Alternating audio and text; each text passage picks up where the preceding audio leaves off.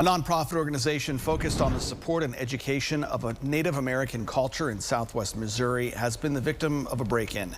The American Indian Center of Springfield says that yesterday morning, workers walked into a destroyed office space.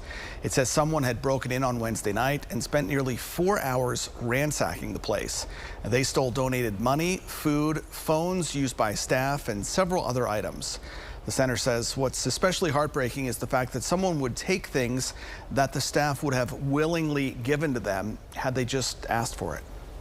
I feel very hurt, violated, that if they needed something, we're always here. We're open to give people. We, give them items. We give them clothes and food and everything. For somebody to steal from us, it's just really hurtful. The center is also asking that if anyone knows where its beloved red cart has gone, they would like to have it back. They say it's been with them since the very beginning.